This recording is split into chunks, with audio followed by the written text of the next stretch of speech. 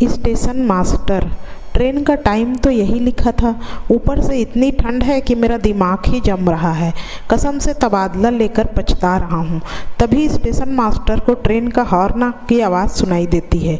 उसने जब सामने देखा तो ट्रेन तेज रफ्तार से धूल उड़ाते हुए आ रही होती है।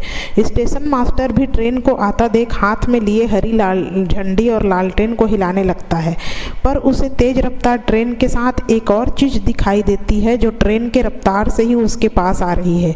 स्टेशन मास्टर, ये क्या बला है जो इतनी तेज रफ्तार से ट्रेन के साथ दौड़ रही है? अरे ये तो मेरी तरफ आ रही है। स्टेशन मास्टर इससे पहले कि कुछ समझ पाता, उस चीज ने एक चीर के साथ स्टेशन मास्टर के जिस्म को गुजरते हुए स्टेशन मास्टर के चिथड़े उड़ा दिए। 22 साल के बाद अजीत उस स्टेशन पर आता है। पूरा स्टेशन शमशान की तरह सुनसान पड़ा हुआ है। न कोई आदमी है, न ही कोई परिंदा, बस यही एक इंसान दिखा है। जरा पूछूं तो मेरी ट्रेन किस प्लेटफॉर्म पर आने वाली है?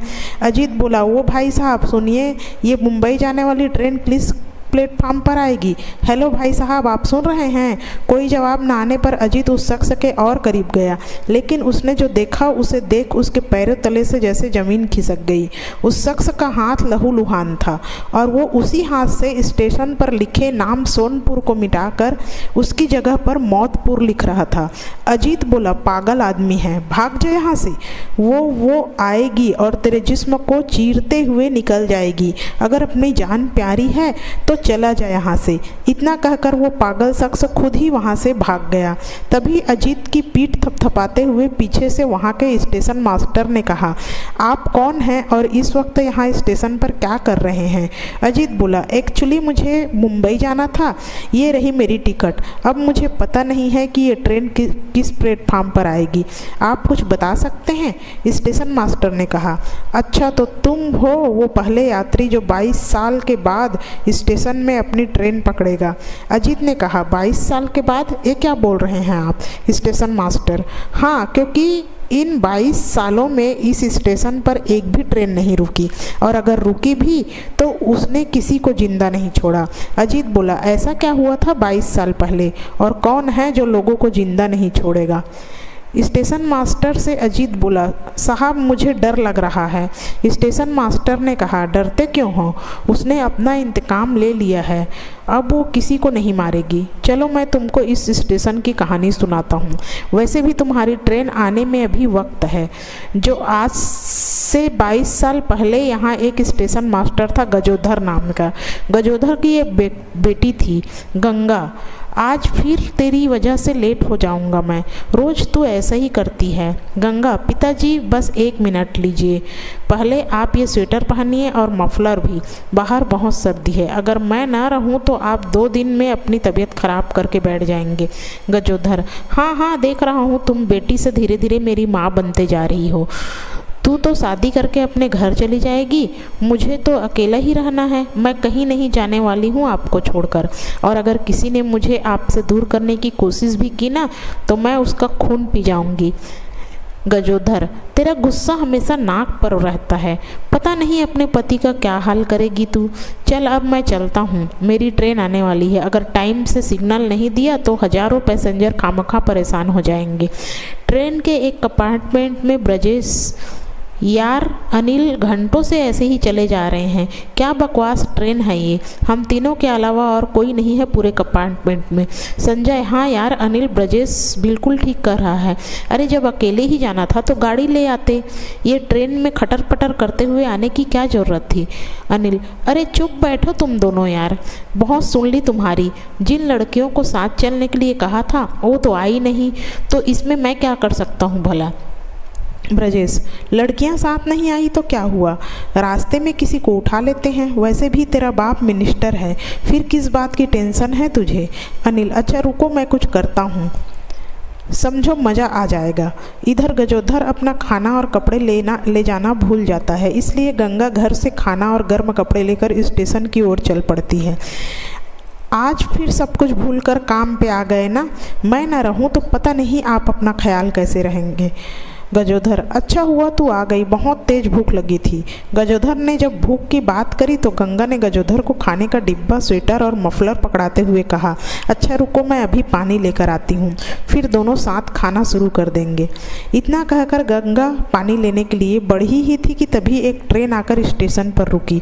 स्टेशन पर गूंजती हुई आवाज़, यात्रीगण कृपया ध्यान दें, मुंबई जाने वाली ट्रेन प्लेटफार्म नंबर 2 पर आ चुकी है।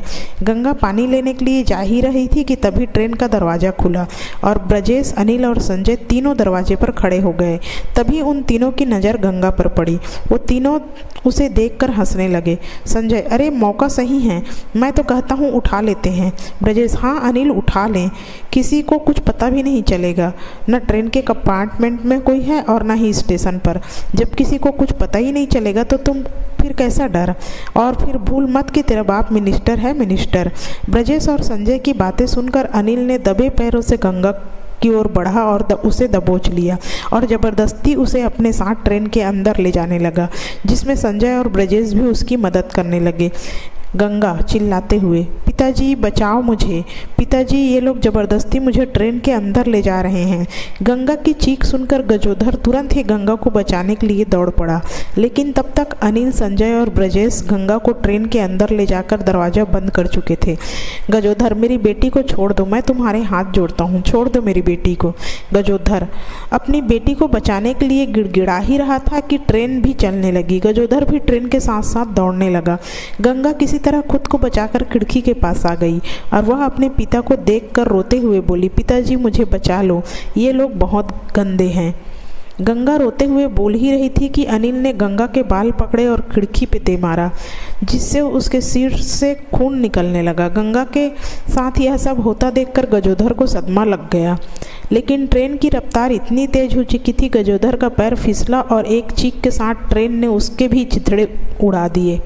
अपने पिता की चीख सुनकर गंगा को इतना पता चल गया था कि उसके पिता अब इस दुनिया में नहीं रहे। उसने थोड़ी सी हिम्मत दिखाई और अनिल का मुंह नोचकर वो दरवाजे पर आकर खड़ी हो गई और उन तीनों से कहा, गंगा, जिस तरह तुमने मेरी दुनिया उजाड़ कर रख दी है, उसी तरह मैं भी तुमको मिट्टी में मिला दूंगी।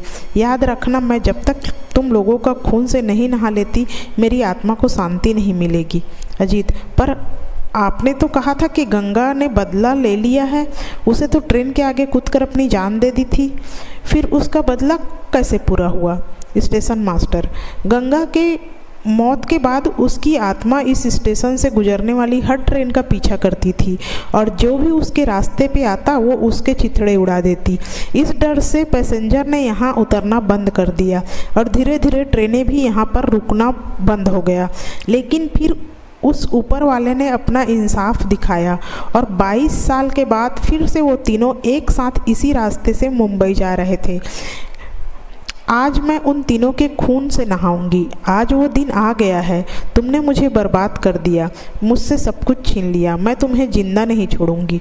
थोड़ी सी देर में गंगा ने संजय और ब्रजेश की गर्दन को उनके धड़ से अलग कर दिया और वह तड़प तड़प कर वहीं मर गए।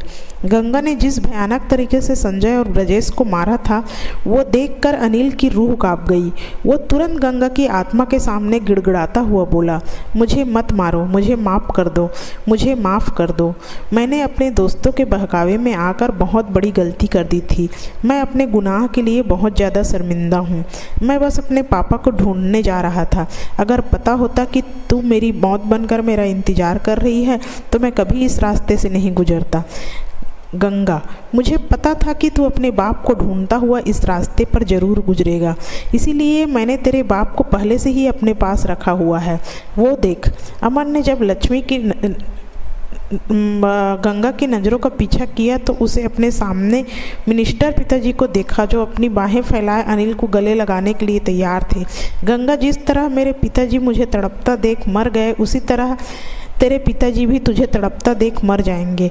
अपने पिता की बाहें फैलाए देख अनिल और उनके गले लगते ही वाला था कि गंगा अनिल के जिस्म से तेजी से गुजरते हुए निकलती है और उसके जिस्म के चिथड़े उड़ा देती है, जिसे देख अनिल के पिता की चीख निकल जाती है और वो पागल हो जाते हैं। स्टेशन मास्टर: हाँ, और वो पागल जिसे तूने देखा वो अमन का बाप ही है। अभी ये सब छोड़ो और अपनी ट्रेन पकड़ो। अजीत उसी वक्त ट्रेन पकड़ता है और मुंबई शहर के लिए निकल जाता है। तो दोस्तों, ये थी छोटी सी कहानी। कैसी लगी ज़रूर कमेंट में बताइएगा और चैनल को लाइक, शेयर और सब्सक्राइब ज़रूर कर लीजिएगा। धन्यवाद।